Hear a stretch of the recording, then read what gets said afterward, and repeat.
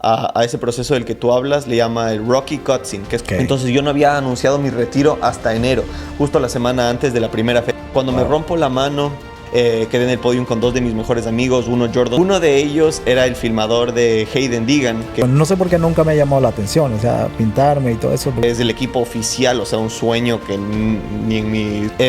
se cae el piloto oficial de KTM. Le dije al doctor que yo quería competir, me mandó a hacer unos ejercicios ahí tan duro que yo pensé realmente que me rompí la... Ese era mi sueño imposible de mi niñez, en que siempre es que te dicen, no, nunca vas a poder hacer esto, tienes que hacer esto, tienes que ir por este camino.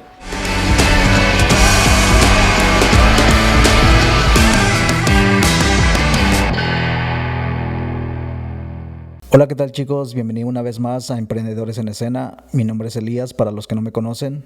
En esta ocasión tengo como invitado a un personaje icónico en el mundo del motocross, una leyenda. Tenemos a Martín Castelo aquí con nosotros. Martín, bienvenido. Muchas gracias por aceptar mi invitación al podcast. Y pues nada, te quiero agradecer por estar aquí realmente en este episodio. Así que pues te puedes presentar y pues... aquí, adelante. Sí, gracias a ti por la invitación y nada, emocionado de la conversación que estamos a punto de tener. Creo que vamos a dar mucho valor, estoy emocionado de poder contar un poco de mi historia, algunas cosas que tal vez nunca antes he contado. Claro. Así que nada, gracias a ti. No, de nada, muchísimas gracias a ti por todo. Me acuerdo cuando te envié un texto por Instagram, dije, hey Martín, podemos tener una conversación si gustarías y todo. Me contestaste el otro día, dije, qué bueno, sí que estamos haciendo algo bien hasta ahora. Entonces, pues vamos adelante. No, pues me gustaría saber, Martín, de dónde eres tú, dónde son tus orígenes. No sé si nos podrías contar un poquito y a la audiencia y todo eso. Sí, yo soy de Quito, Ecuador. Nací en Quito, crecí en Quito y básicamente pasé toda mi niñez en Ecuador. Me mudé acá a Estados Unidos a los 16 años, a punto de cumplir 17, y desde ahí he estado acá. Ahora tengo 29, en un par de meses cumplo 30, así wow. que sí, ya estoy medio veterano, pero sí, soy de Quito, Ecuador, pero la mayoría de mi vida he pasado ya acá en Estados Unidos. Okay. ¿Naciste en el 95 aproximadamente? Sí, en el 95. Ok, qué chido, qué chido. ¿Y cómo te viniste primero, tus papás o te trajeron? ¿Te viniste con tus papás? No, siempre estuve acá en Estados Unidos solo. Básicamente, para contarte un poco de cómo empieza el sueño, bueno, yo empecé a competir motocross a los 5 años. Tuve una pasión gigante siempre por las motos. Mi papá me compró una Piwi 50, es lo que se llama, es una Yamaha 50, es la moto más pequeña que hace Yamaha, en donde, básicamente en Ecuador, uno de sus amigos, que creo que tenía una tienda como de carros a control remoto o algo así, le llamó y le dijo, oye, ¿no te interesa una Piwi 50 para tu hijo?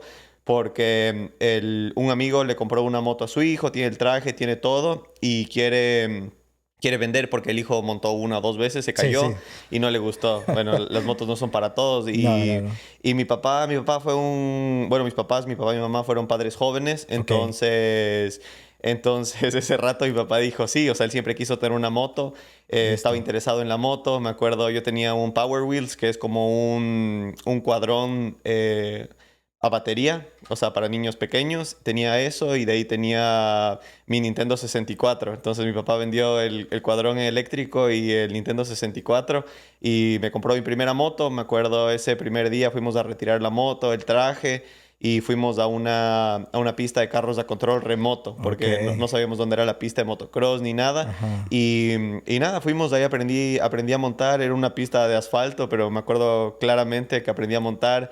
Tuve una caída, me choqué contra una pared, pero desde pequeño siempre me gustó las bicis, la moto. Me gustaban los carros de rally porque a mi papá le encantaban los carros. Entonces, él tenía su carro, que era un Suzuki Swift, que es un carro, o sea, más común y corriente pero él siempre le gustaban las competencias.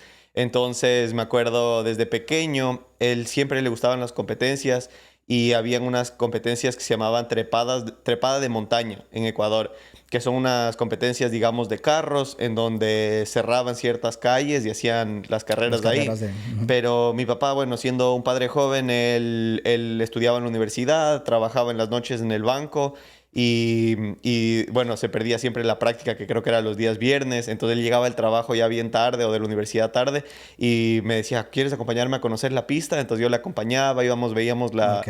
la pista, cómo era que iba a competir él el siguiente día. Entonces ya el siguiente día, bueno, yo iba a verle competir en carro. Entonces, Te emocionabas irte con él. sí, entonces era su carro del trabajo, él le sacaba los asientos de atrás, le ponía un Ok. volante de carreras, le Bien ponía... modificado y todo. Sí, sí, sí, sí. Ok. Le disfrazaba, le ponía el número 30, es el número que, bueno, es mi número favorito, el número que fui toda mi vida, Ok, listo. porque su padre fue el número 30.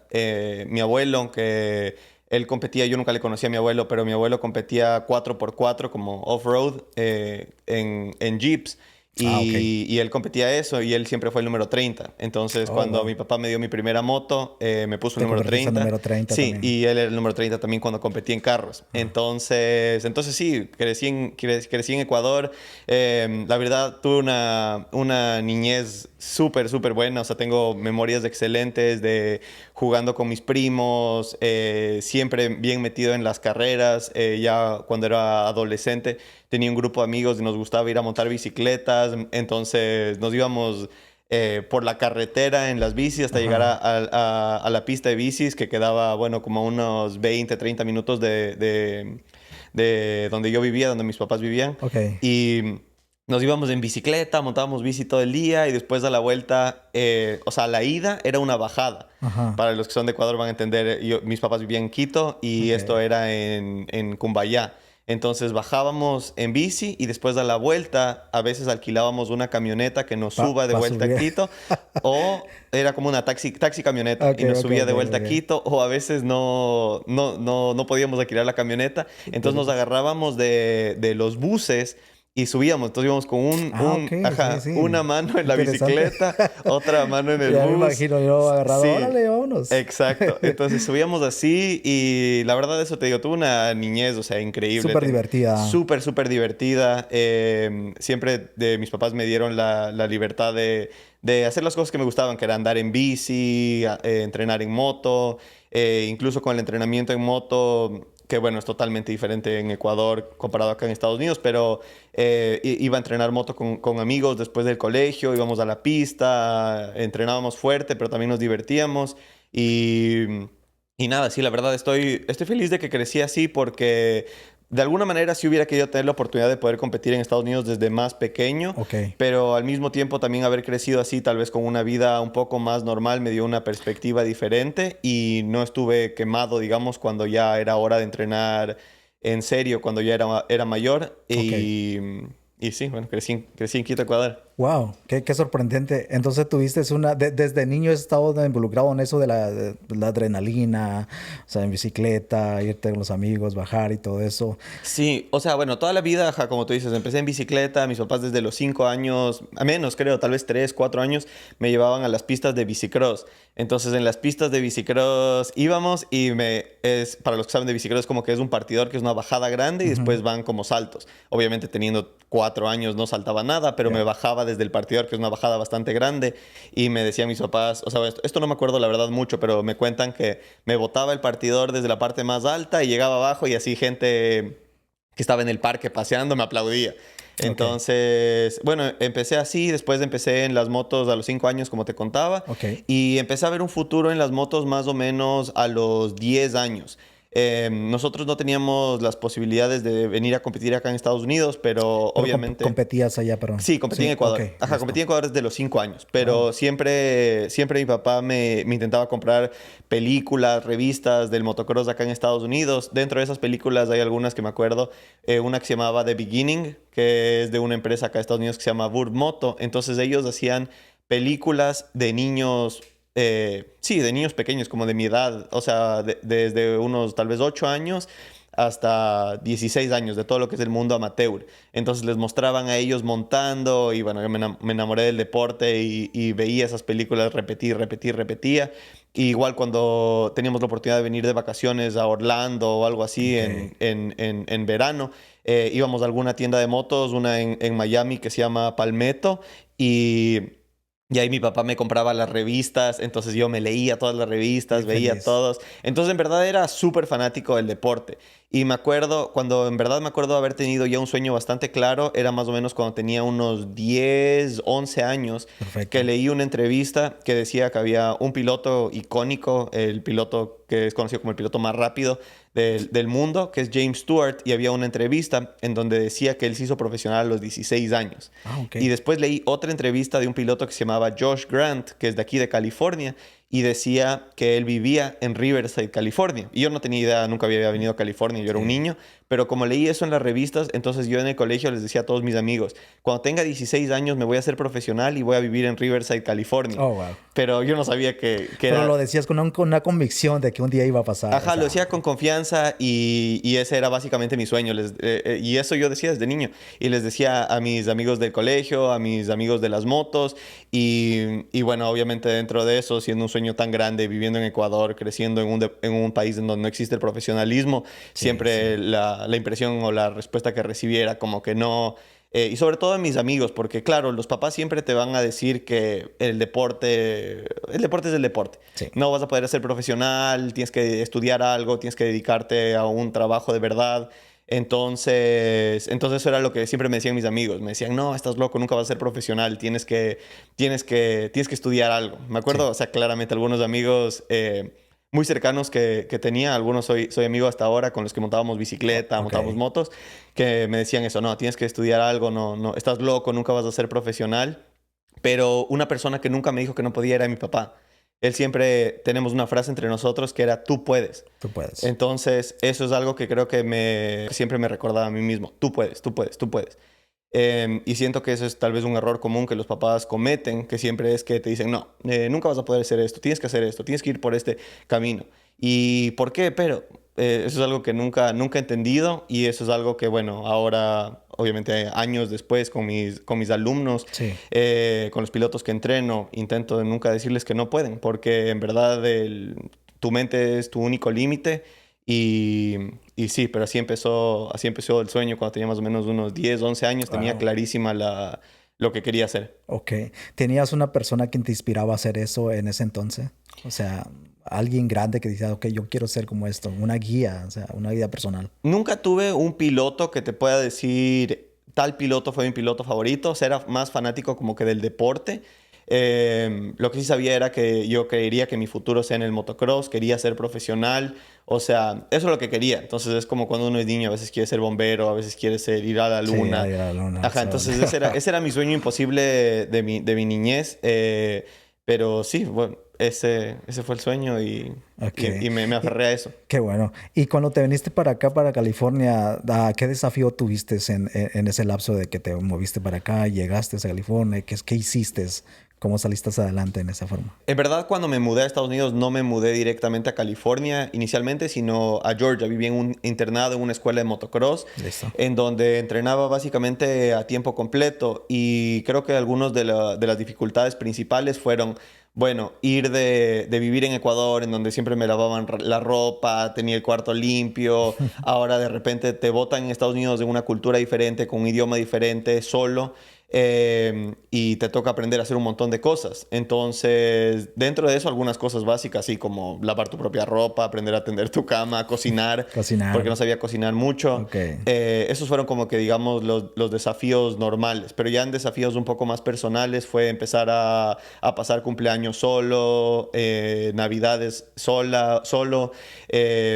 Y bueno, básicamente estar en un deporte difícil solo, porque cuando buscas el profesionalismo, realmente los deportes no es lo que se ve en la tele. A veces vemos al principal del Ujú. deporte que sea, y dices, wow, es millonario, tiene esto otro, ¿no es cierto? Pero no se ve ¿Qué no hay se ve detrás de todo eso? exacto, qué va detrás de todo eso y tampoco no se ve que hay muchos, bueno, en este caso pilotos en el motocross, que subieron la misma escalera, tuvieron que pasar las mismas cosas difíciles y tal vez nunca llegaron a ser profesionales o nunca llegaron a tener ese éxito, que es lo que se ve muchas veces en la tele. Ya. Entonces sí, o sea, bueno, esas fueron algunas de las cosas difíciles, lesiones. Me acuerdo cuando recién llegué a Estados Unidos, oficialmente me mudé y pasé más o menos, ¿qué te digo? No sé, tal vez 2 meses desde que había llegado y tuve una caída súper, súper fuerte en donde me rompí la clavícula, pero la clavícula era lo último que me dolía. Me caí tan duro que yo pensé realmente que me rompí la cadera o algo porque no me podía parar. Me caí durísimo. Entonces me caí, bueno, finalmente, gracias a Dios, fue solo una rotura de clavícula, pero la clavícula estaba súper rota y teníamos un nacional en 2 semanas. Entonces ese rato me llevaron al hospital y en el hospital me dijeron al siguiente día te operan. Entonces yo estaba solo, bueno, con mi entrenadora que me acompañó ahí al hospital y al siguiente día me operaron. Entonces ese rato obviamente mis papás asustados, como que no, vamos a viajar, te pueden esperar la cirugía. Nunca me habían operado de nada a mí, pero no, fue una cirugía de emergencia. Me operaron al siguiente día, me pusieron una placa con 8 tornillos en la clavícula y después de eso tuvimos un nacional en 2 semanas, que era digamos el primer nacional de la temporada. Le dije al doctor que yo quería competir, me mandó a hacer unos ejercicios de inmediato en donde empecé a mover el hombro casi de inmediato. Y 2 semanas después de eso estuve en la grilla de partidas de uno de los nacionales más importantes que se llama Mini O's, que fue mi primera, digamos, carrera oficial desde que me mudé a Estados Unidos, en donde creo que logré un 5º o 6º lugar en una categoría que se llamaba Schoolboy 2, que era bastante difícil y así empezó el camino. Pero sí, definitivamente han habido bastantes momentos difíciles, no ha sido todo rosas y arcoíris. Sí, me imagino, o sea, de un niño a tu edad, o sea, pasando todo eso, no están tus padres, no están nadie que esté aquí contigo realmente como familia y pasando todas esas operaciones y todo eso. ¿Y en qué año fue todo eso que me estás contando ahorita? Esto fue en el 2012, a finales del 2012. Entonces yo oficialmente vine, digamos, a finales del verano del 2012. El entrenamiento empezaba en septiembre y esta carrera fue en noviembre. Siempre es la tercera semana de noviembre. Entonces sí, más o menos 2 meses después de que había llegado. Wow, impresionante. Sí. Oh, qué padre. Después de eso que pasaste, ¿tuviste la carrera? ¿Todo bien? ¿Quedaste en qué lugar quedaste en ese entonces? Bueno, es que en las carreras aquí se compite en diferentes categorías. Entonces no es que solo compites una vez. Entonces, y sobre todo en esa compites la mitad de la semana Supercross y la segunda mitad de la semana Motocross. Entonces, en Supercross no tenía tanta experiencia. La verdad, no me acuerdo los resultados. Solo me acuerdo que el highlight de la semana fue en Schoolboy 2, al final de la semana en Motocross. Y no me acuerdo, es que fue 5º o 6º lugar. Sé que tengo el trofeo por ahí en algún lugar en mi garaje.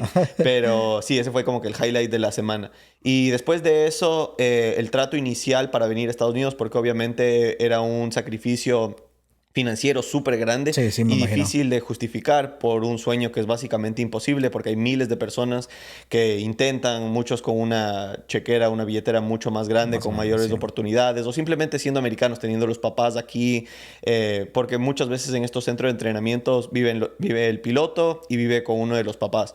Entonces era obviamente difícil justificar ese sacrificio, obviamente sacarme del colegio. A mí había acabado 4º curso, entonces me faltaban todavía 2 años más para terminar el colegio. Entonces sí, era un riesgo extremadamente grande, pero ese primer año logré tener algo de éxito en donde la carrera más grande del año es en agosto. Se llama Loretta Lynn's. Entonces, básicamente el año, digámosle, lectivo, como que fuera clases de motocross, se basa todo alrededor de esa carrera. Entonces, esa era, digamos, mi última carrera y después de eso yo ya volví a Ecuador, tenía que ir a la universidad, o bueno, acabar el colegio, obviamente, ir a la universidad. Entonces, ese año estudié a distancia en un colegio en Ecuador. Me imagino, esto, bueno, nunca he hablado, pero me imagino que debió haber sido súper difícil para mis papás, porque obviamente tíos, abuelos, me imagino amigos, o sea, gente en general, es como que están dementes. ¿Cómo le vas a mandar a tu hijo de 16 años a otro país a que se haga profesional? Bueno, más allá de las caídas, como que a que se haga supuestamente profesional en un deporte que ni siquiera es un deporte mainstream. Entonces, nada, esa fue la decisión, pero al final del primer año pasó algo que nunca me hubiera imaginado.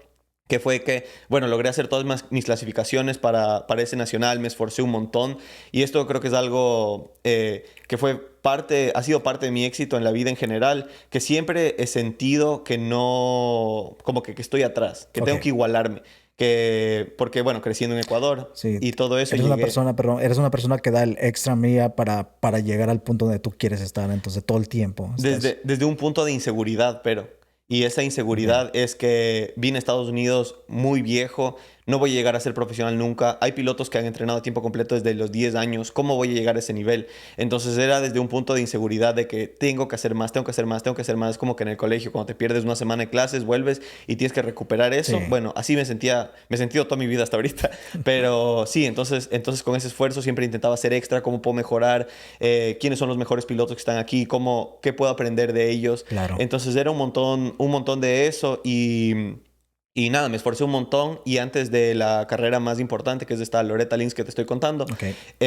se cae el piloto oficial de KTM, que era Chase Bell en ese entonces, se lastima, se rompe el brazo y algo que es muy poco común, sobre todo en el mundo amateur, era que necesitaban reemplazar el piloto para esa categoría y justo era mi categoría. Oh, wow. Entonces KTM me contacta, es el equipo oficial, o sea, un sueño que ni en mi sueño más grande me hubiera imaginado, menos de mi primer año, pero KTM me contacta y dicen, mira, tenemos las motos de este piloto, es piloto oficial, queremos que corras, ¿estás interesado? Sí o no. Entonces... ¿Cómo te llegó la noticia a ti en ese entonces? En ese entonces yo era vecino de un piloto que se llamaba Dakota Alex, que estaba en el equipo oficial. Entonces le llamaron al papá de él y le dijeron, oye, ¿conoces algún piloto que esté en esta categoría que tú creas que le pueda ir bien, que pueda representar bien al equipo? Entonces él fue el que me refirió con el jefe de equipo y de ahí, bueno, ya hicieron el contacto y todo eso. Entonces inicialmente le llamo a mi papá y le digo, oye, mira, ahí es tu oportunidad, ¿qué hacemos? Y mi papá, y bueno, yo había estado montando Kawasaki, que es una moto completamente diferente a KTM todo el año. Entonces yo estaba acostumbrado a una moto diferente. Esto es 2 semanas antes del evento más importante del año y básicamente mi última carrera, porque después de eso yo me iba a Ecuador. Y mi papá dice, no, creo que no, es un riesgo muy grande porque ya estás acostumbrado a tus motos, mejor compite con tus motos y ya acabamos de esa manera. Pero lo interesante era que había un contrato de 3 años si es que me iba bien en las motos, en estas motos KTM. Entonces, bueno, eso ya fue una decisión fácil. Dije que sí, acepté el contrato, fuimos a Loretta Lyns, una carrera que yo nunca había ido. Llego en la categoría B, que es una categoría bastante difícil, a los 17 años, totalmente viejo. Pero bueno, o sea, de la misma edad de los otros pilotos, pero viejo para que sea mi primera vez. Sí, ya los otros ya venía con experiencia en esa categoría y tú empezando en esa categoría. O sea, imagínate, tengo diferentes marcas y todo eso. Tengo un piloto de 11 años que entreno ahora, que ha ganado Loretta Lyns 4 veces y ha ido a Loretta Lyns 7 veces a los 11 años. Yo a los 17 años nunca había ido. Entonces, bueno, acepté la propuesta, fuimos a Loretta Lyns, me fue bastante bien, sobre todo al final de la semana, en la última manga de la semana, cuando ya se acababa todo, en la última carrera de la semana, logré liderar la mitad de la carrera, quedo segundo, bueno, una emoción total, obviamente, hice un top 5 en la general. Y nada, fue una semana de mis sueños. Nunca me hubiera imaginado estando en Ecuador que me hubiera ido así. Pero bueno, fue como que tal vez esa muestra del esfuerzo que puse todo el año. Y una vez que se acaba la carrera, finalmente no me dieron el contrato de KTM a mí. Le dieron a otro piloto que le fue un poco mejor a mí, que tampoco tenía equipo. Pero demostré que sí podía. Entonces mi entrenador habló con mis papás y dijo, creo que sí tiene madera. Obviamente es un riesgo, nunca nada es asegurado. Pero dijo como que creo que sí tiene madera para algún día llegar a ser profesional. Entonces nada, mis papás me siguieron apoyando y seguimos compitiendo. ¿Ya no te fuiste a Ecuador? No, ya porque habías firmado un contrato de 3 años. No firmé el contrato. No me dieron el contrato. Okay, listo. No, le dieron a otro piloto que le fue un poco mejor que a mí y tampoco tenía equipo. Sí, eso hubiera sido el sueño, que hubiera dado el contrato, pero nada, así es la vida. Altos y bajos, me dieron esa oportunidad y nada, me agarré con garras, dientes, con todo para no volver a ir a Ecuador, porque lo que no quería era ir a la universidad, o sea, igual que... Sí, no te gustaba la escuela, realmente. No es que no me gustaba, era que no sabía qué quería estudiar. Entonces, bueno, mis papás son arquitectos. Sí. Entonces ellos seguro hubieran querido que estudie algo tipo, no sé, finanzas o arquitectura o algo así, y yo no sabía qué quería hacer, entonces les decía que yo quería ser tatuador. Tal vez, no sé, o sea, a ver, si es que eres el mejor del mundo tatuando, eres un crack, ¿no es cierto? No, sí, porque, pues imagínate, allá hacen mucho dinero. Exacto, pero en nuestros países siento que la mentalidad es un poco más old school, en donde incluso el deporte es como que, a ver, vas a ser atleta profesional, eso no existe. O tatuador o cualquier cosa así, ¿no es cierto? Entonces siempre quería irme como que por el camino menos común, pero estoy feliz de que me fue bien y de que no me tuve que hacer tatuador. No, y veo, pues no tienes un tatuaje o sí. O sí, Sí, tienes sí tengo algo. algunos, Oh, ok, pero... sí te gustan los tatuajes. O sea, ya pasé esa época.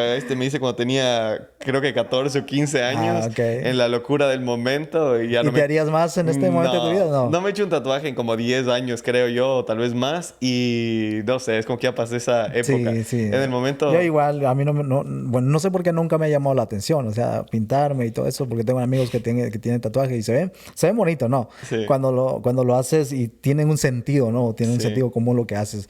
Pero pues yo realmente no, como ves, estoy limpio.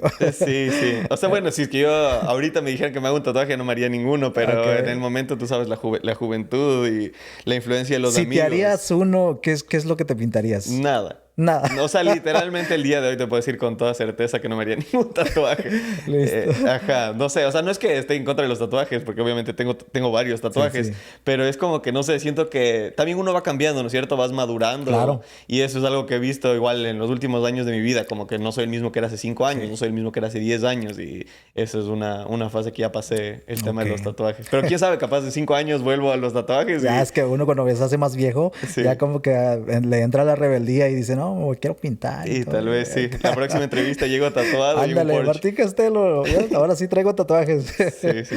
No, qué padre Martín, ¿no? Es bonita tu historia. Y de ahí, qué más carreras empezaste a tener? Bueno, el circuito amateur se basa en más o menos 5 carreras importantes alrededor del año. Entonces hicimos el circuito amateur por 3 años.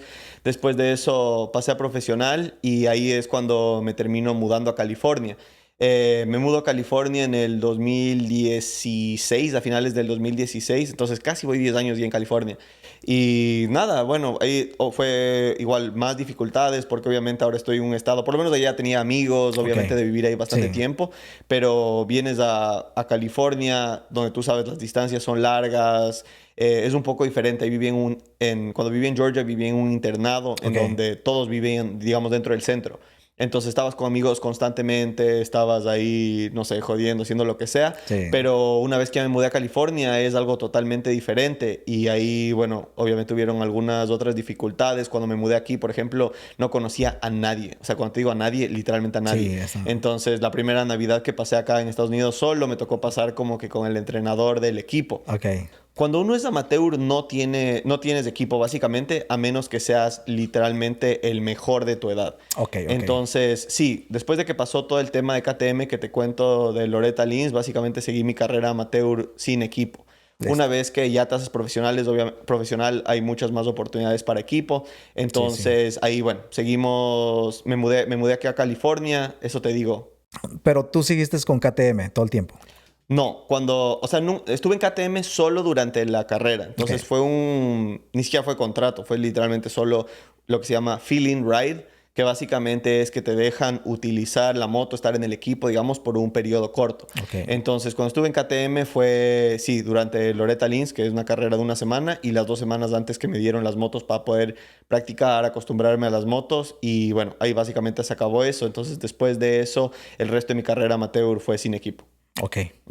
So, Martín, cuando te moviste a California, ¿qué diferencia viste como en tipo de pistas, los circuitos, la diferencia realmente en el clima? Yo no, California es un poco diferente a todos.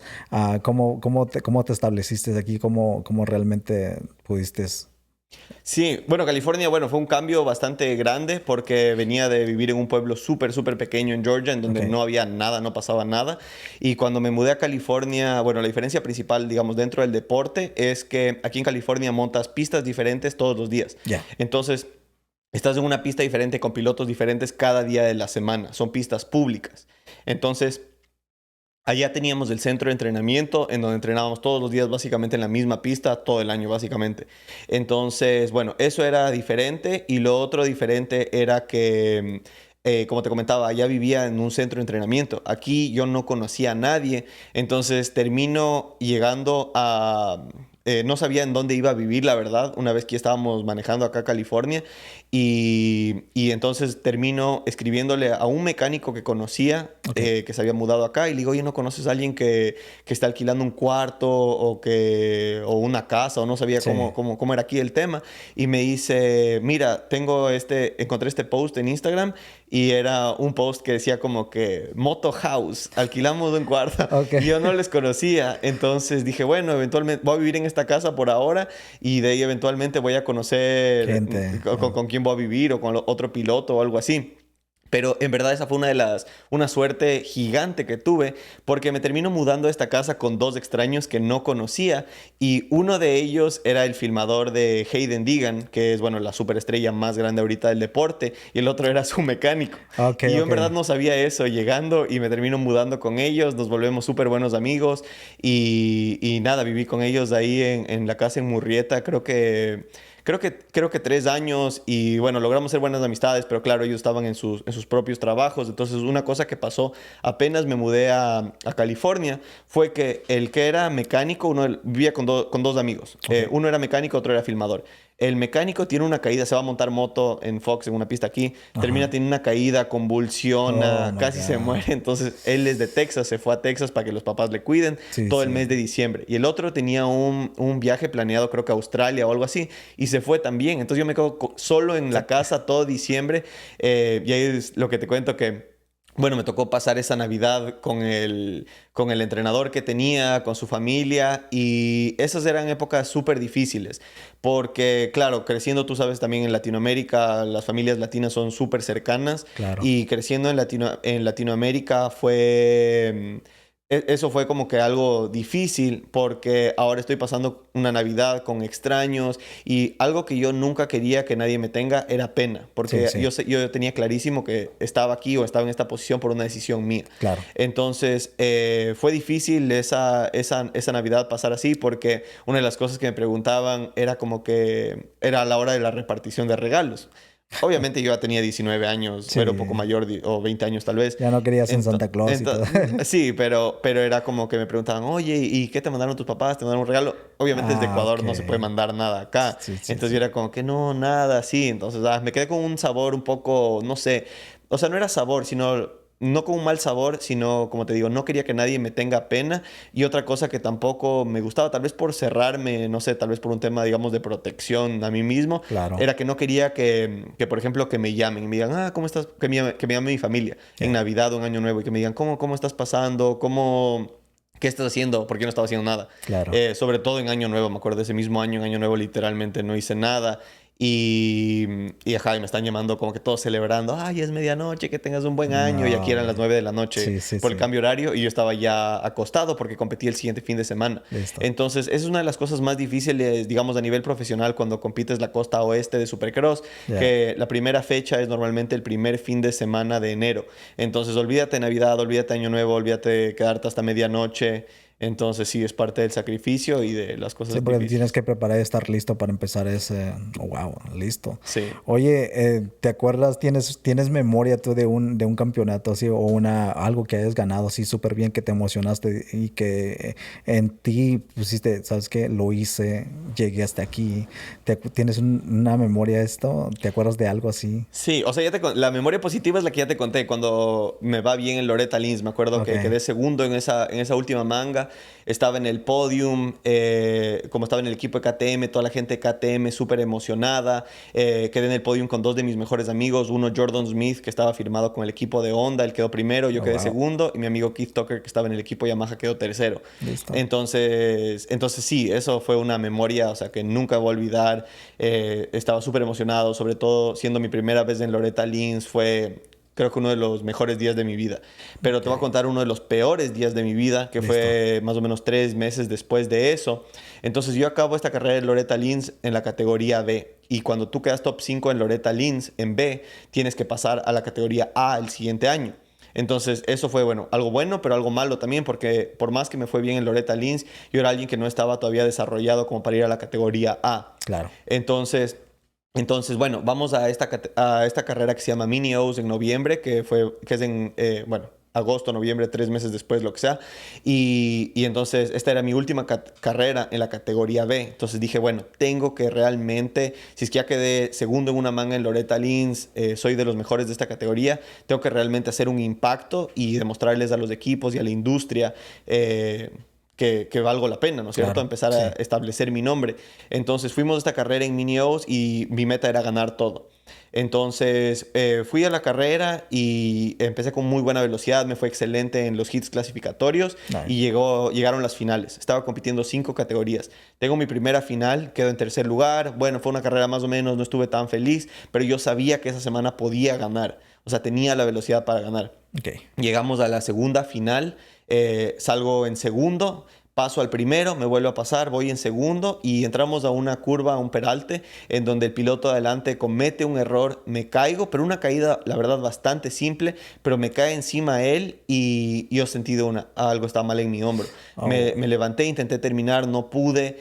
Fuimos a donde el entrenador físico que teníamos, me dieron un montón de pastillas, me acuerdo que me vendaron y como tenía todavía 3 categorías más, intenté competir los 3 mains y ujú. no pude acabar. Y ese fue uno de los peores días de mi vida porque antes de eso, en la semana, mi entrenadora me había dicho que algunos de los equipos se habían acercado, los equipos oficiales se habían acercado a ella como que a ver quién es él, están dando súper bien. Entonces, bueno, obviamente nada es asegurado, pero una vez que me lastimé, por Claro. más que intenté competir, no pude. Entonces me acuerdo que sí, realmente ese fue uno de los puntos más bajos de mi carrera deportiva, en donde, en donde dije, sí, o sea, pensaba que podía ganar todo. Sí. Y bueno, y una lesión que tuve, que me rompí la escápula, que es la parte de atrás del hombro, Ok. ya no me permitió, pero era como que no podía aceptar que eso me estaba pasando. Claro. O sea, realmente no podía creer que eso me estaba pasando. Entonces intenté competir y no Sí, pude. porque todo pasa en un segundo, ¿va? Todo va marchando bien y de repente de un segundo, una caída, puede pasar muchas cosas en eso. ¿Qué es lo que un piloto debe tener para tener una buena carrera en el mundo del motocross? Una carrera deportiva. Ujú. Bueno, creo que lo principal o las cosas principales es, bueno, una disciplina Ok. inquebrantable. Creo que un piloto tiene que tener autodisciplina inquebrantable porque la verdad es un deporte muy sacrificado. Entonces, si es que necesitas a alguien que te motive, alguien que te diga, despiértate en la mañana para que vayas al gimnasio, alguien que te diga, no te olvidarás de, no sé, de comer bien o no tomarás cola o no te Ya. vayas a la fiesta, Sí. estás frito. Creo que esa es una de las cosas más importantes. Y otra cosa que creo que es sumamente importante es, tienes que ser una persona que quiere seguir aprendiendo. Entonces, si es que eres alguien que quiere seguir aprendiendo, que quiere seguir mejorando, que eres obsesionado con lo que estás haciendo y viendo una manera de cómo mejorar, entonces creo que esas son Sí. las cosas más claves. Las cosas más clave para un piloto. Sí. Ok, listo. Martín, quiero entrar en esta parte del podcast de piloto a emprendedor. Sí, entonces, bueno, básicamente en el 2022, bueno, te cuento, al final de mi carrera deportiva, lo que pasó fue que preparándome, mentira, 2021, entonces preparándome para la temporada 2021, en más o menos noviembre, tengo una caída en donde me caigo súper fuerte practicando. Al final de los whoops, previamente a eso no había tenido ninguna lesión en mi carrera profesional, Ok, pero practicando aquí en una pista en Perris, me caigo y tengo una caída súper fuerte, me rompí costillas, me rompí la nariz y una de esas lesiones fue que me rompí la mano. Cuando me wow. rompo la mano, voy al doctor y el doctor me dice, mira, tienes lo que se llama un boxer's fracture, que es como una fractura de boxeador, Ok, que en verdad no es una fractura tan mala. Y me dijo, todavía tienes tiempo antes de la temporada. Era un doctor que es bastante involucrado en el motocross, entonces él ok. sabía las lesiones. Y me dijo, yo te recomiendo que la verdad no te operes, porque si es que te operas, tal vez pueda haber complicaciones. Entonces yo diría 4 a 6 semanas fuera de la moto Ok, y vas a estar bien. Entonces eso fue lo que hice, y una vez que volví a empezar a entrenar para terminar la temporada, o para empezar la temporada más bien dicho, la mano nunca se sintió bien, como que siempre me ok. dolía, pero yo decía, bueno, no, ya las radiografías dicen que está bien, pronto va a mejorar, y seguí entrenando, seguí entrenando. Y la primera fecha del campeonato de ese año era en Orlando, y nunca me voy a olvidar, antes de salir a la primera fecha en Orlando, el último día de entrenamiento fui a la pista y mi entrenador me mandó el programa de entrenamiento que tenía que hacer ese día, Claro. y una de esas al final era un main event, que son 15 minutos más una vuelta. Entonces intenté hacer la manga y a la tercera, cuarta vuelta realmente ya no me podía agarrar. Pero No. previamente a esto yo siempre pensaba como que, a ver, y tu mano está bien, tu mano está bien, tu mano está bien, va a mejorar, va a mejorar. Y no me pude agarrar. Me acuerdo que le llamé al entrenador y le digo, oye, no sé, algo está mal, no me puedo ni siquiera agarrar de la moto. Acabé 3 vueltas, no puedo, Sí. o sea, no puedo acabar. Y entonces, bueno, nos fuimos, dijo, no, no sé, tal vez es por un poco de sobreentrenamiento o algo así en la mano. Entonces, bueno, fuimos a la primera fecha así. Llegamos a Orlando, hice la primera carrera con un montón de dolor, incómodo con la mano y Claro. finalmente me fue pésimo. Sí. Entonces fue un resultado realmente terrible para lo que venía construyendo los años antes a eso, pero yo igual seguía con la misma mentalidad que no. Ya el doctor te revisó, te dio de alta, está bien, está bien, está bien. Ya a este punto iba montando más de un mes, entonces, pero no entendía realmente por qué la mano seguía empeorando. Ok. Entonces, entre esa semana, entre la primera carrera y la segunda, que era en Daytona, había un lapso de 2 semanas. Y nos quedamos en Florida, pero no podía practicar tampoco durante la semana. Realmente ya no me podía agarrar de la moto. Entonces, el dueño del equipo dijo, no, tienes que ir a hacerte chequear. Entonces, me fui digamos, doctor local que me hicieron una resonancia magnética y me hicieron radiografías. Ujú. El entrenador, que no era mi entrenador, pero era el entrenador en donde estábamos entrenando en la pista en Florida, él me dijo, mira, te voy a decir una cosa, y esto siempre les digo a mis pilotos. Dice, de la misma manera que hay, por ejemplo, pilotos de motocross a nivel profesional, van a haber algunos que son profesionales a nivel local, otros que son profesionales que, digamos, están entre los 60 mejores, otros que Claro, están entre los 20 mejores, otros que están entre los 10 mejores y otros que son los 3 mejores. claro. Lo mismo con los doctores. Dijo, solo porque alguien tiene el título de doctor no significa que él va a saber exactamente el mejor tratamiento o lo que tú necesitas. Sí, Entonces me dijo, creo que el doctor que te fuiste te revisó mal. sí, sí, claro. Te voy a conseguir el mejor especialista de manos para que te chequee. Me consiguió un doctor especialista en manos, le mandamos todos los resultados y dijo, tienes una deformación en tu mano, tienes No, ligamentos rotos y tu mano está empezando a deformar. Si es que esto no te operamos de urgencia, vas a tener básicamente daños en la mano, complicaciones, ¿no? ajá, complicaciones que ya van a ser irreversibles. Claro. Entonces, eso era un poco complicado porque era mi año de contrato, se acababa mi contrato al final del año.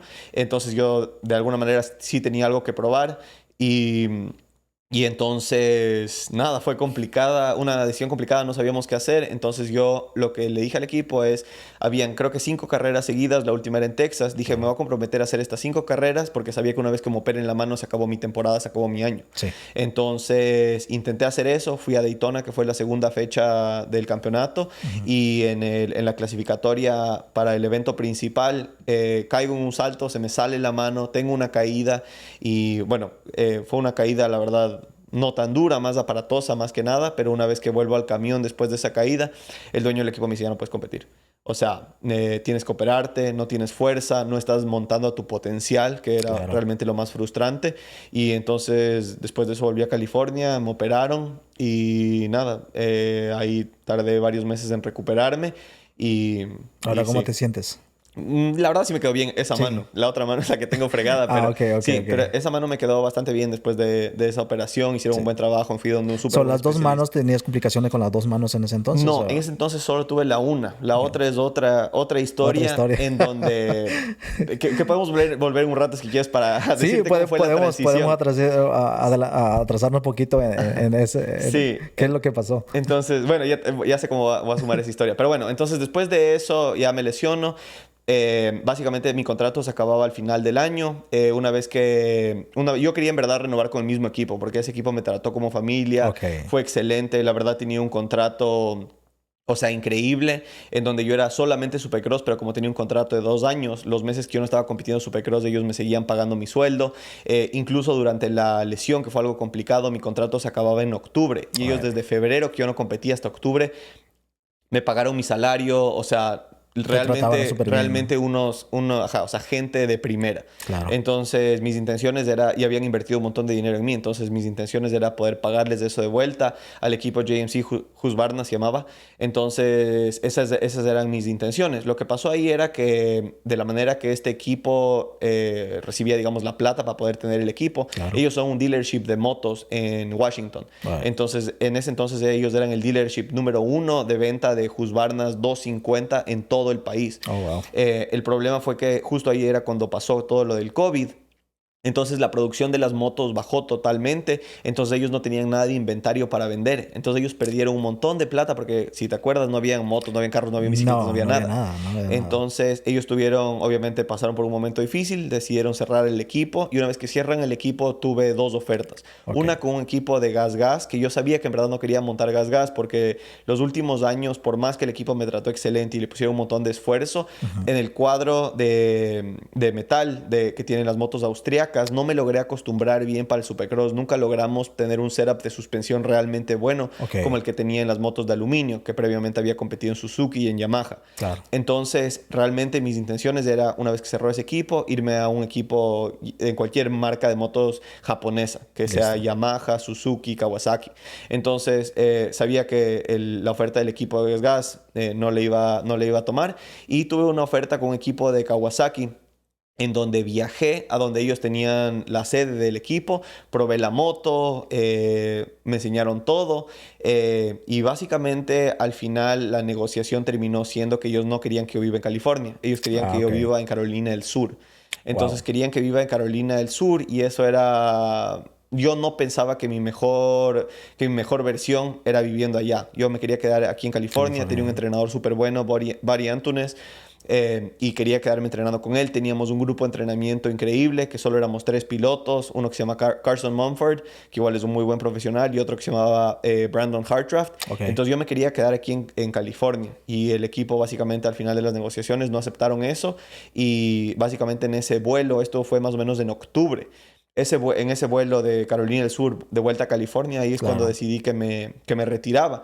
Pero obviamente fue una decisión súper difícil después de que básicamente le he dedicado toda mi vida a Sí. este deporte, retirarme así, pero también al mismo tiempo no quería darme a mí mismo una oportunidad en donde no iba a poder tener mejores resultados de los que había tenido.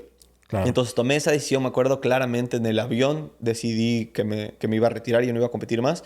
Y bueno, una vez que llegué a California, me puse a pensar, no sabía qué ¿Qué iba vas a a hacer, hacer? la verdad.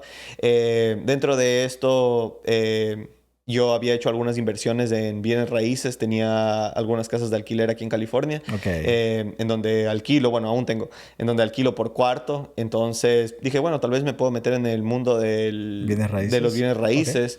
Y entonces esa tal vez era mi opción. Sí pensaba en ser entrenador, pero no sé, no estaba 100% Seguro. certero en lo que iba a hacer. Entonces, imagínate, esto fue en octubre, pero yo estuve esos 2 meses de octubre, noviembre y diciembre, estuve en el limbo de que, ¿será que sí me retiro? ¿Será que no me retiro? ¿Será la decisión correcta? Ok. Entonces yo no había anunciado mi retiro hasta enero, justo la semana antes de la primera fecha de Supercross. Listo. Entonces finalmente anuncio mi retiro ahí y ahí es cuando justo World Moto nace más o menos en diciembre, porque sabía que ya quería hacer algo a la par de competir. Entonces, un día montando bicicleta, mi bici de ruta en la calle, estaba pensando nombres y se me ocurrió World Moto. Ok. Entonces me paro, escribo en el celular World Moto y desde ahí, bueno, de ahí sale el nombre, pero sí, entonces me retiro, anuncio mi retiro y después de eso empiezo con el entrenamiento. Pero empecé de una manera súper básica. O sea, empecé aquí en California, yendo a las pistas locales, mandé a imprimir creo que 500 tarjetas, como que business cards, Sí. 500 tarjetas en Canva y, y imprimí esas y me iba a la pista y les Les daba como que a daba. los papás que Ok. veía y sí, fue un momento difícil porque yo pensé como que literalmente acabé de ser profesional, literalmente Sí. corrí el año pasado, entonces obviamente todo el mundo va a querer entrenar conmigo, Claro. pero bienvenido al mundo de los negocios, no es así de fácil. No, sí. Entonces, Es poco difícil. sí, entonces empecé a dar las tarjetas. En verdad, nunca nadie me contrató de las 500 tarjetas que di. Ya. Pero por Instagram me contactó el papá de un niño, que fue Ok. mi primer cliente, y así empecé con el entrenamiento. Y bueno, desde ahí la empresa ha evolucionado y ha crecido un montón, pero así Claro. empecé. Sí, sí, he visto en tus redes sociales que sí has tenido, ahorita tienes bastante estudiantes, ¿no? Ahorita en tu compañía de esto. Sí. Wow. ¿Y cómo ha sido todo eso, todo este proceso? Sí, ha estado evolucionando bien. ¿Cuáles son las dificultades que has tenido, sobre todo en meterte en este mundo de entrenador?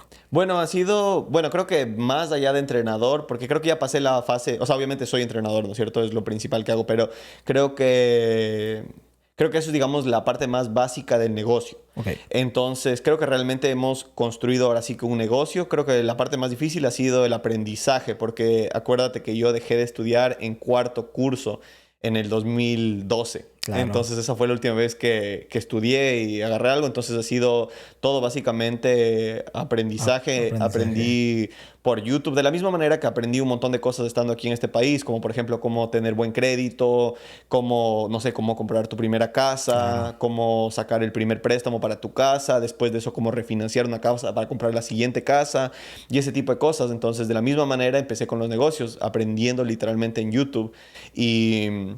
Y bueno, nada, la empresa, como te digo, ha evolucionado de una manera que nunca antes me hubiera imaginado que hubiera podido evolucionar. Entonces, empecé con el tema, digamos, básico de entrenamiento. Empecé entrenamiento local. Eso te digo, empecé con un cliente, uno se transformó en dos se transformaron en 4. Y bueno, después del primer año llegué a tener un grupo de 45 pilotos, en donde yo mandaba... En un año. No en un año, sino constantes. O sea, eran 45 pilotos constantes. Entonces, de la manera que yo manejaba el negocio del entrenamiento, era todos los domingos, yo mandaba un mensaje de texto y decía, ok, lunes voy a estar en tal pista de 9 a 12.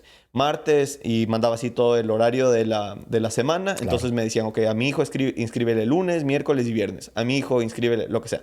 Entonces yo tenía un límite de 6 pilotos por clase y llegué a un punto en donde estaba trabajando 7 días de la semana y estaban llenas todas mis clases. Y era excelente, me encantaba obviamente, disfrutaba muchísimo, pero también... Dije, ok, ¿cuál es la siguiente versión de este negocio? Parte de eso, yo había recibido algunos pilotos aquí en Estados Unidos que tenían el mismo sueño que yo, que querían venir a competir. Pero todo esto nace de un problema que yo tuve en el 2011. Yo tuve la oportunidad de venir a una carrera en Estados Unidos, que fue justo esta misma carrera que te digo, Mini O's. Mini O's es la carrera más popular a nivel amateur dentro del país, pero también la carrera más popular para gente de Latinoamérica, porque Florida es lo que más cerca queda. Entonces, fuimos en el 2011 con mi papá, fuimos, digamos, a una agencia de motos, compramos una moto tal como viene y llegamos a la pista, sí, como dice mi papá, sin nada, pero con todo. Entonces, llegamos sin nada, buen amigo que teníamos de Venezuela nos dejó utilizar su lavadora, sus herramientas y bueno, por suerte, y su carpa, pero en verdad no teníamos nada, teníamos herramientas, no sabíamos ni dónde inscribirnos, no sabíamos absolutamente nada. Entonces, al final eso nos terminó costando bastante caro porque compramos una moto que después no sabíamos ni siquiera en dónde dejar una camioneta de alquiler. Entonces, en base a eso, dije, ¿cómo podría ser una transición más fácil de Latinoamérica para que gente pueda venir a competir acá a Estados Unidos? Claro. Entonces, empiezan nuestras experiencias World Moto, en donde recibimos a pilotos, bueno, de cualquier parte del mundo, hasta ahorita de Latinoamérica y de España. Entonces, donde vienen y básicamente nosotros les damos un servicio todo incluido, en donde les alquilamos una moto, lugar, estadía, entrenamiento, o sea, básicamente todo. Sí. Entonces, empecé a hacer eso y, ok, entonces seguí con las experiencias de World Moto, todo incluidas, y con el grupo de entrenamiento. Entonces, seguí con esas dos cosas. Claro. Después de eso, ya había viajado a algunos países previamente, pero sin ningún tipo de decir voy a hacer X cantidad de viajes anuales, pero igual habían otros países que decían, oye, ¿por qué no vienes a tal Ciudad de México? ¿Por qué no vienes no sé, a donde sea, al país que sea, a Costa Rica? Bueno, hemos ido a un montón de países. Claro. Entonces empecé a viajar. Entonces, bueno, todo esto estaba excelente hasta que llegamos al punto el año pasado, en mayo, en donde justamente en mayo yo tenía dos atletas que estaba entrenando en Supercross. Uno de ellos se llama Kelana Humphrey, atleta Red Bull, un crack. Y otro, Slade Barola, que estaba compitiendo en Supercross profesional. Entonces ese era un grupo. Mi otro grupo era el grupo, digamos, de niños pequeños, que tenía 45 niños entrenando. Y aparte de eso, se me juntó todo eso con una experiencia. Entonces, habían días en donde ya no podía literalmente... O sea, estaba trabajando desde que me despertaba hasta que me dormía. Claro. Entonces, básicamente, sí, tenía sesiones, una de 9 a 12, otra de 12 a 3 y otra de 4 a 7. Entonces, full, todo el día en el sol, en la pista. Y bueno, obviamente, algo que nunca he querido es que baje la calidad de mi entrenamiento. Claro. Entonces... Básicamente me tocó dejar el grupo de niños que tenía, me quedé con los chicos de Supercross, acabamos la temporada de Supercross y el último año me he metido al 100% con todo lo que es del proyecto que le llamamos World Moto Español, que es Ok, nuestra página World Moto en Instagram, o bueno, estamos en todas las plataformas, pero empezamos a dar tips gratis en español porque también eso vi que era un hueco que había dentro del deporte, claro. en donde cuando empecé a viajar a estos diferentes países, muchas veces los pilotos me decían como que no sé, me decían cualquier técnica que les habían enseñado ellos previamente, ya sea un padre, un entrenador, el que sea, Ujú. y son técnicas peligrosas, Oh, wow. entonces, o sea, que son incorrectas. Entonces, mientras estaba pasando eso, dije, voy a empezar una página donde vamos a dar tips absolutamente gratis para poder empezar a mejorar la educación del Claro. deporte en Ujú. todos los países de habla hispana.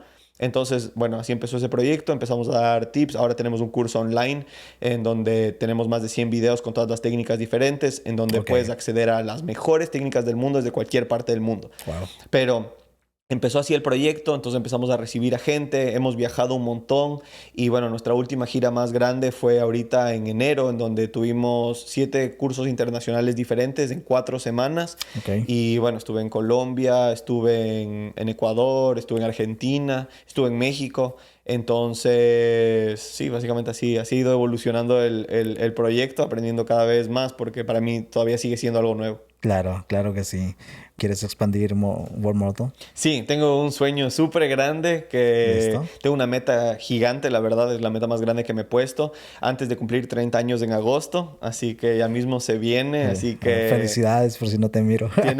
tienen que estar pendientes. Claro, claro, no, sí, Ese es sí, sí. nuestro siguiente nivel Ok, para poder seguir creciendo, para poder seguir expandiéndonos y nada, poder seguir dándole así, o sea, empezó como un sueño y nada, tengo metas claras, tengo ahorita algunos niños que he decidido volver a entrenar acá en California, claro. que estamos súper bien, tenemos metas grandes, quieren ganar Loretta Lynx de este año.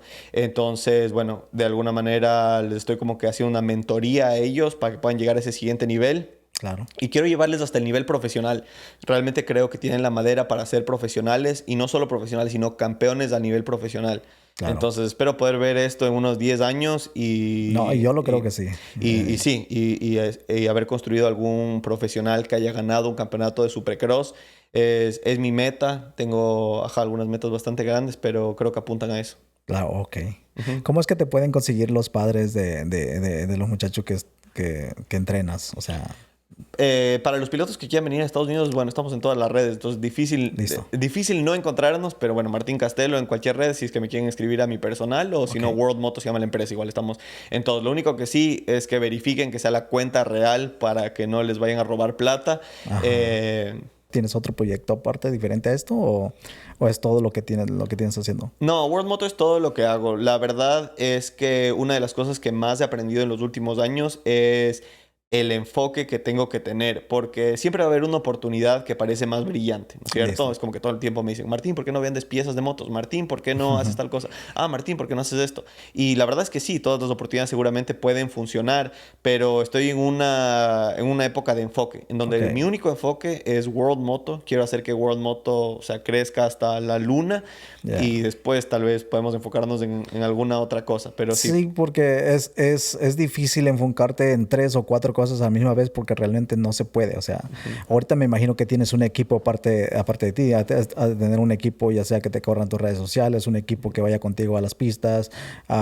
que te hagan todo. Pues, ¿cómo manejas tú ahorita en tu negocio? ¿Tienes un equipo atrás de ti o- Sí, sí, realmente, o sea, eso es otra parte del aprendizaje, ¿no es cierto? Que nunca nadie había trabajado para mí y Claro, realmente tengo un equipo increíble. Tengo un gerente de operaciones que es genial. Él se encarga de todo el tema de tratar con los clientes, de asegurarse que todo esté bien, de coordinar los viajes, cobros, cosas de ese estilo. ok, Después trabajo con una persona, igual un crack de redes sociales, que es el que maneja todo, edita los videos. wow, Tenemos reuniones semanales en qué tipo de contenido vamos a sacar, ¿no es cierto? ¿Cuál es la siguiente cosa que le está interesando a la gente? ¿Cuál es el estilo de marca? Y de la misma manera también trabajamos con una agencia que nos ayuda con todo el lado, digamos, de la imagen de la marca. Porque más que una marca, nosotros en verdad somos gente como cualquiera que esté escuchando esto, ¿no es sí, cierto? claro que sí, Entonces queremos que la gente tenga esa conexión, que los pilotos sepan que, o sea, yo fui un piloto como ellos. Claro. Entonces, poder ayudarles con eso. Y aparte de eso, también tengo un mecánico increíble que viaja con nosotros cada vez que tenemos pilotos acá en Estados Unidos, que igual, un crack. Entonces, eso ha sido parte también del éxito de la empresa, poder rodearnos de un grupo de gente profesional Claro. y que hace su trabajo de la mejor manera. Entonces creo que eso es algo que se ha visto, es algo que nos diferencia del resto, que realmente toda la gente que está dentro de nuestro equipo es gente apasionada y que hace su trabajo de la mejor manera.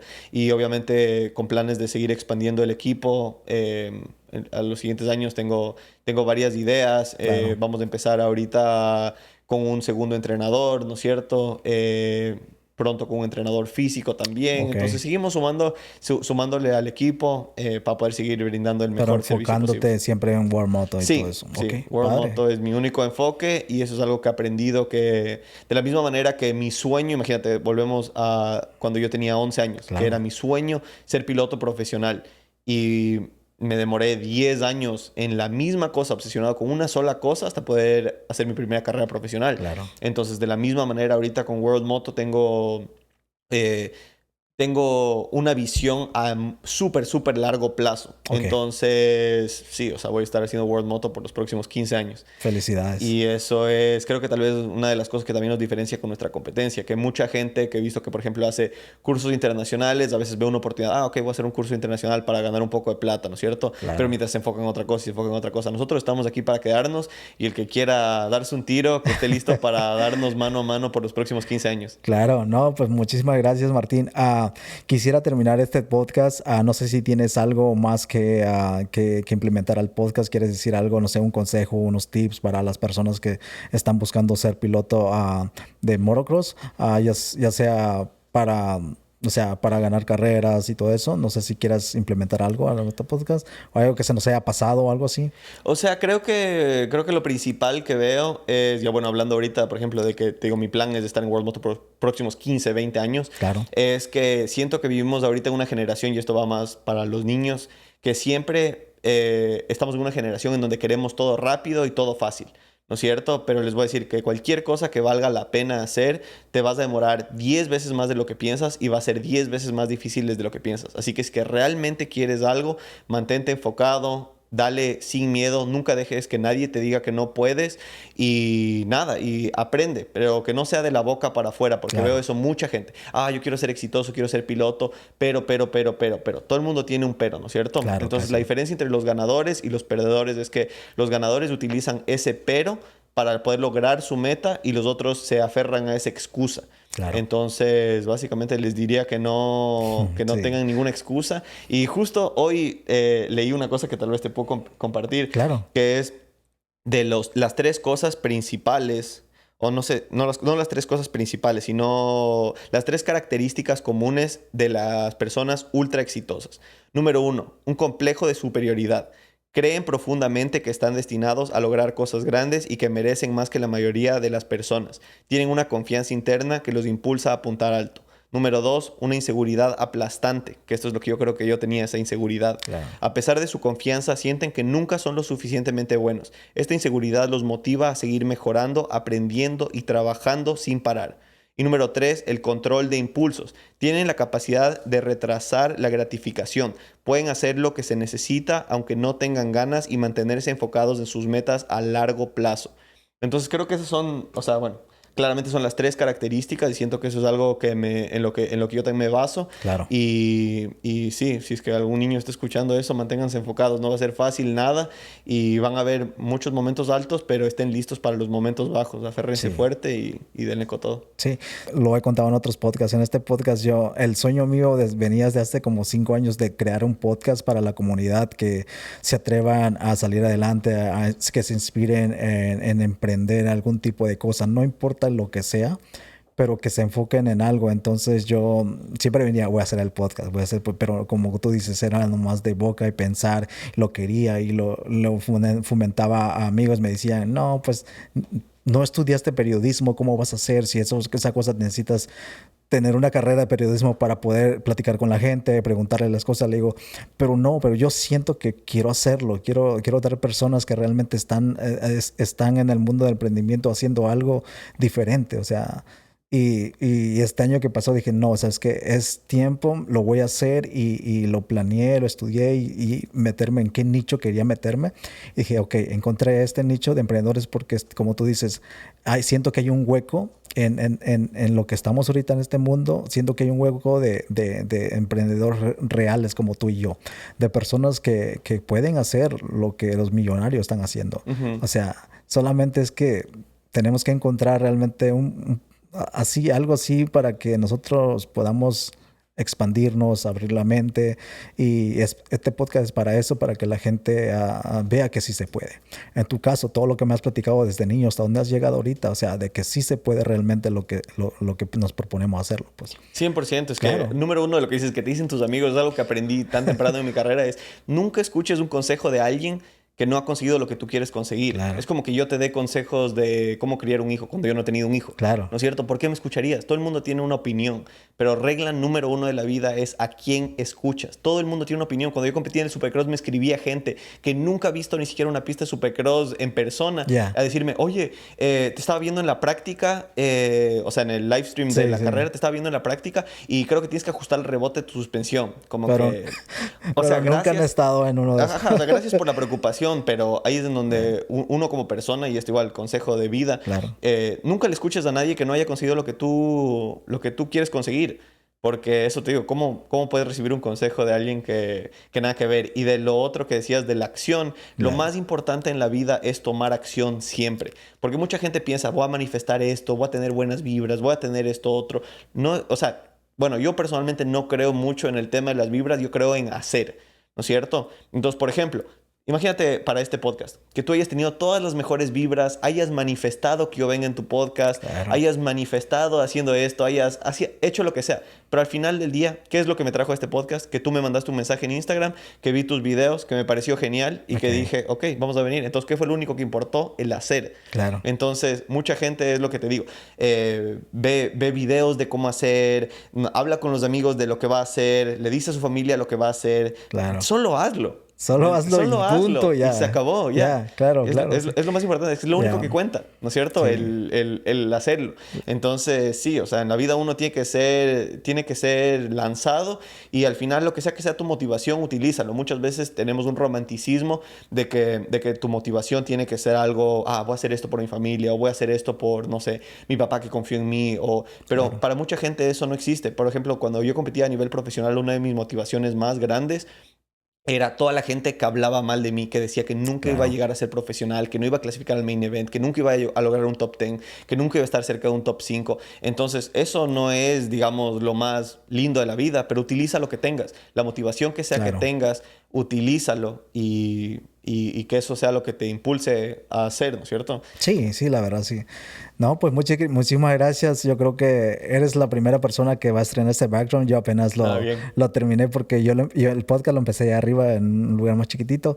Pero me inspiré en algo más y dije, ok, vamos a utilizar este background y mira, estás aquí, tú eres la primera persona el primer episodio que va a estar aquí en este nuevo background. Muy bueno. Súper pro.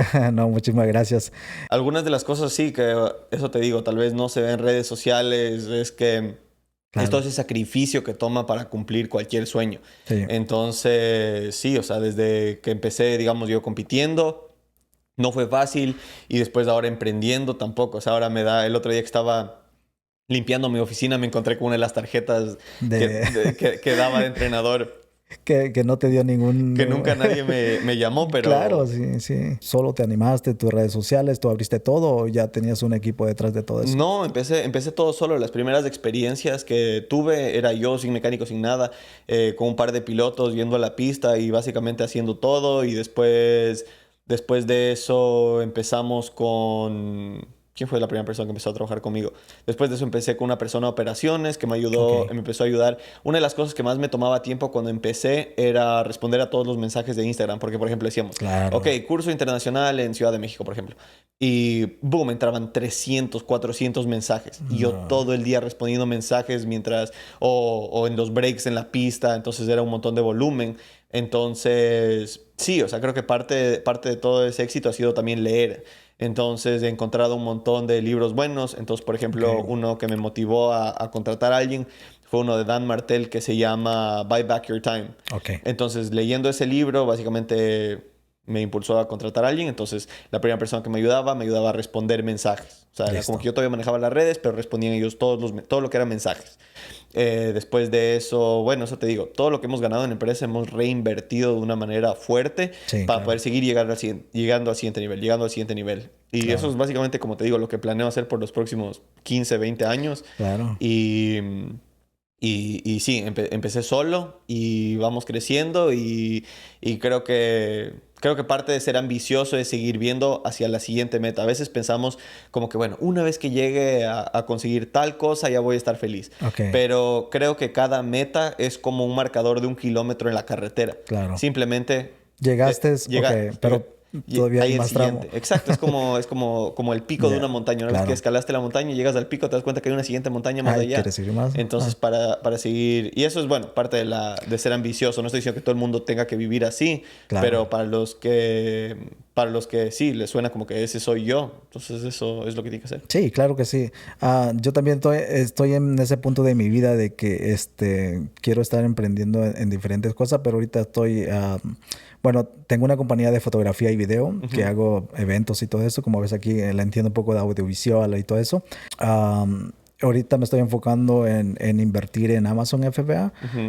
Cositas así, ¿no? De que pues sé que en el futuro van a dar.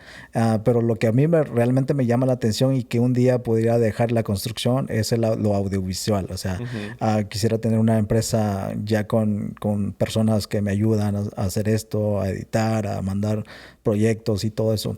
Entonces, a ese sueño quiero llegar, pero para llegar a eso, pues sí hay mucho trabajo que yo tengo que hacer solo. Bueno, ahorita ya tengo algo de ayuda en diferentes cosas, pero cuando yo empecé yo lo hacía solo, yo editaba, yo mandaba ir a ver a los clientes y todo. O sea, cada emprendedor hay una escena atrás de lo que ahora somos, porque no llegamos hasta aquí, así nomás de ya. Sí. No, sino que hay una historia realmente atrás de todo esto. Pues, le das todo para poder llegar hasta donde estás. Pues. Sí, uno de mis mentores tiene una cosa que dice que le llama a ese proceso del que tú hablas, le llama el Rocky Cutscene, que es cuando Rocky Balboa, el boxeador de las películas, está, digamos, en su fase de entrenamiento. Claro. Entonces está en la nieve, corriendo, está batallando, pero la única diferencia es que en la película de Rocky, bueno, hay música, hay gente que le está apoyando y sabes que al final de la película va a ganar, ¿no es cierto? Claro. Pero en la vida real, y dura 3 minutos el entrenamiento de Rocky, en la vida real eso puede ser 10 años. Sí. Puede ser 10 años, no hay nadie que te está aplaudiendo, tienes que tú creer en ti mismo, no hay música y no estás asegurado que vas a ganar al final. Entonces creo que esa es la parte difícil y no solo del emprendimiento, eso es algo que siento que a mí el deporte me enseñó y que creo que puede ser utilizado en cualquier cosa en la vida, es que sí, o sea, si es que tú no te la crees, primero nadie va a creer en ti. Todo el mundo siempre quiere contarse una historia de, es que a mí nadie me apoyó, a mí nadie me... Sí, o sea, utiliza lo que tengas, ¿no es cierto? Los recursos que tengas. Siempre va a haber gente que tiene más o gente que tiene menos. Y otra frase que me encanta es, hay alguien allá afuera que ha conseguido más de lo que tú has conseguido con menos de lo que tú tenías. Ándale. Entonces, sí, o sea, pienso que uno solo tiene... O sea, todas estas cosas que te digo son... Todas estas frases y estos frameworks son cosas que yo realmente utilizo en el día a día. Claro. Digamos, para automotivarme. Exacto, sí. Automotivarme. Y creo que la motivación, ¿qué crees tú que es la motivación? Es algo que te impulsa a llegar a más allá de lo que crees que puedes llegar, pero en realidad puedes llegar más. Yo pienso que esa es la motivación para mí. Yo creo que la motivación es la escasez de algo, ¿no es cierto? Entonces, por ejemplo, cuando tienes hambre, ¿cuándo estás más motivado para poder comer algo? Cuando más hambre tienes, no has comido en algunas horas, ¿no es cierto? ¿Cuándo tienes la mayor motivación para irte a dormir? Cuando ya es la 1 de la mañana y estás muerto del cansancio. Entonces, es la falta de algo, ¿no es cierto? Entonces, lo que sea que tú quieras conseguir en tu vida, tú puedes crear tu propia motivación, ¿no es cierto? Entonces, ¿por qué Elon Musk sigue siendo motivado y quiere seguir creciendo cosas? Porque él de alguna manera está viendo algo que él no tiene y está utilizando eso como motivación para seguir adelante. Exactamente. Porque, o sea, creo que a cualquier nivel uno puede decir, bueno, ya hasta aquí llegué, estoy feliz, conseguí lo que quiero. Y una vez más, no hay nada malo con eso. Hay alguna gente que está construida no hay nada malo con eso realmente. Sí, hay alguna gente que está construida para, o sea, de esa manera. Y es otra cosa que me encanta que dice este mismo mentor es que de la misma manera que hay, por ejemplo, diferentes razas de perros, entonces hay alguno, por ejemplo, que va a ser un Rottweiler, un perro que quiera atacar, que quiere... robusto, ¿no es cierto? Y de la misma manera va a haber un labrador. Ajá, de la misma manera va a haber un labrador, que son los perros más felices, y por más que consigas el labrador más malvado, va a ser igual un labrador, ¿no es cierto? Entonces, de la misma manera, como humanos, hay algunos atributos que algunos tenemos, otros no, y no creo que haya una manera correcta o incorrecta de vivir, sino... como tú quieras, está bien, pero si es que quieres alcanzar algo grande, actúa. Uno puede marcar su destino, uno puede decir hasta dónde va a llegar, o sea, y como tú dices, no hay meta, o sea, llegas por ejemplo, al nivel 5, pero todavía sigue el 6, 7 y 8, y así se sigue. Entonces uno marca su destino a dónde quieres llegar, pues. Entonces, no, pues yo creo que... hemos platicado lo más importante en este podcast, de los puntos más importantes que hemos podido agarrar, y yo creo que sí está. Antes que se me olvide, vamos a dejar tus redes sociales bien claro, de tus redes personales, tus redes de tu empresa, y pues puedes decirle unas palabras a la gente para que te sigan y claro. O sea, en Instagram es lo más fácil, @mcastelo_ para mis personales. Y para la empresa, @worldmoto en Instagram. Creo que la mayoría de gente utiliza Instagram, pero estamos en todas las plataformas. Muchísimas gracias. Sí, a ti, muchas gracias por la oportunidad. Sí, muy emocionado de conocerte en persona también. Nomás te miraba en el Instagram. Yo tengo unas motos, yo porque voy al desierto, nomás yo no soy piloto realmente, yo nomás voy al desierto a pasarla ahí cuando hay tiempo. Tengo una 450, una Yamaha 450, y tengo una Tsuturi, con esa empecé, pero pues ya tengo como 5 años creo yendo al desierto, entonces... pero ahí están aguardadas por ahorita, porque ahorita con los proyectos y todo no he tenido chance de salir, y ahí están aguardadas realmente. Chévere, ¿de dónde vas a Cotillo? Algunas veces vamos a Cotillo, otras veces nos vamos para acá, para el centro, a Superstition, pero básicamente esos dos lugares, o Cotillo o Superstition, que nos queda más cerca de aquí, pues, y todo eso. Claro. ¿Y a qué pista vas tú aquí, cerca de acá? O sea, casi siempre tenemos algunas cerca. Siempre voy a Fox, es a la que más vamos. Okay. Que es de Impala, en la reservación India. Y después de eso voy a Perris, voy a Glen Helen, voy a Cahuilla, y ahorita reabrieron Lake Elsinore. Entonces esas son como las 5 pistas a las que vamos principalmente. Ok, listo. Sí, y después cuando llueve tenemos algunas pistas de arena igual locales a donde vamos. Ok, súper. No, pues muchísimas gracias, Martín. Y bueno, amigos, llegamos al final de este podcast. Estoy muy agradecido con Martín Castelo, que está aquí con nosotros, que realmente nos inspiró en su historia que tiene. Cualquier cosa, pues le puedes mandar un mensaje a su Instagram, ya le dijimos aquí, igual le vamos a poner aquí abajo en la descripción. Y pues no se te olvide suscribirte, activar la campanita y comparte este video, y para que podamos traer a más personas como Martín y salir adelante. Así que pues muchísimas gracias te doy, y no, pues nada, aquí estamos. Perfecto, gracias a ti, nos vemos la próxima. Claro, ahí estamos.